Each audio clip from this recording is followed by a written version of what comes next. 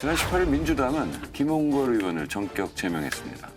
부동산 가다 보유 등으로 당의 품위를 훼손하였음 국회의원 김홍걸을 제명한다.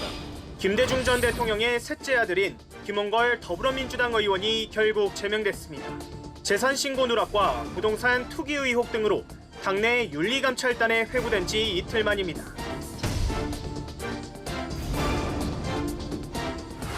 제명 사유 뭐죠? 네.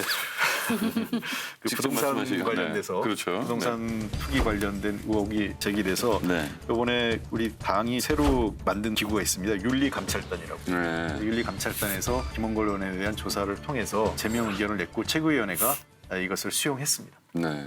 탈당 권유가 아니라 제명을 시킨 이유 뭘까요? 배려죠, 배려. 아니라고 네. 생각해요. 저는 아. 훨씬 더 저는 엄격하다고 이게 봅니다. 당의 정말로 입장에선. 이게 있잖아요. 혹독하게 하려고 한다면 그런 검증의 과정을 다 거쳤어야 돼요. 야권은 그런 기능이 없지만 여당은요. 이런 거 검증할 기능이 얼마든지 있습니다. 집권여당 아닙니까? 비례대표를 줬잖아요. 비례대표를 공천할 때 시스템 자체에 대한 국민들한테 이 후보를 낼 때 우리가 이러이러한 후보의 자격과 이러한 장점이 있으니 우리한테 표를 주십시오 하고 내는 거 아닙니까? 그래서 국민들이 표를 찍어줬어요. 찍어주고 보니까 이런 하자가 있으니까 지금 여당에서는 이거를 그냥 내쳤잖아요. 근데 그게 의원직을 가지고 있으면서 내친 거거든요. 저는 이거 쇼라고 생각을 해요. 정말로 이 책임을 묻는다 그런다면 우리가 공천 잘못했습니다라고 얘기를 해야 하고 그리고 두 번째 탈당을 먼저 요청을 해서 아예 의원직을 관두게 하는 게 맞지 않겠어요? 그게 아니고 제명을 통해서 나가가지고 의원직을 유지할 수 있도록 한 것은 배려였다 이렇게 생각을 합니다. 그 좀 사실관계가 좀 다른 게요. 네. 우선은 정부 여당이니까 검증을 충분히 할 수 있다라고 하는 것은 마치 국가기구를 정부 여당이 마음대로 그 좌지우지할 수 있다 이런 전제가 깔려 있기 때문에 그렇지 않습니다. 그런 시대도 아니고요. 이 여당이나 야당이나 정당이 가질 수 있는 정도의 검증 능력만 가지고 있습니다. 우선 그럼에도 불구하고 비례대표는 당을 대표해서 내놓는 인물인데 이러한 일로 제명이 됐다는 것 자체에 대해서는 송구스럽게 생각합니다. 송구스럽게 생각하고 두 번째 아마 제가 보기에는 탈당 권유가 있었겠죠.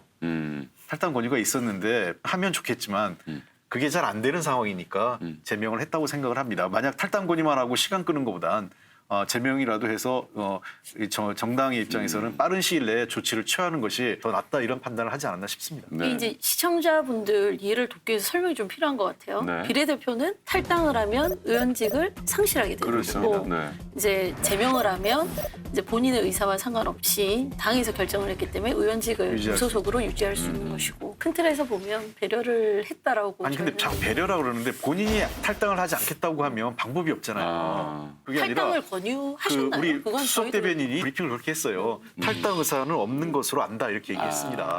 본인의 주장도 들어보려고 했지만 성실히 응할 의사가 없다 하는 것을 확인하고 당대표에게 제명 요청을 한 것이니까 본인 입장이나 이런 건 아니 근데 탈당 의사는 이야기하지 않고 탈당 의사는 없었던 걸로 알고 있습니다.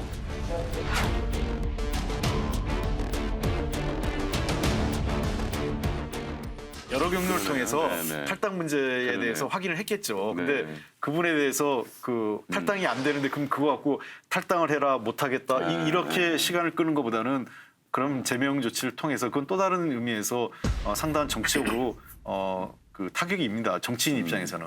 김홍걸 의원에 대해서는 공개적으로 탈당을 해라라고 문제 제기를 한 의원도 있었습니다. 김 의원의 사퇴 여론은 당내 곳곳에서 불거졌습니다. 김 전 대통령의 최측근인 김한정 의원조차 결단하라고 촉구한 바 있습니다. 윤리 심판의 과정을 겪겠지만 저는 그 과정을 기다리지 말았으면 하는 심정에서 안타까운 제 소회를 전했고요. 그런 상황인데 이제 본인이 거부한 것으로 이제 보이고요. 이 18일 날은 더불어민주당이 65주년이 되는 되게 의미 있는 날이었습니다.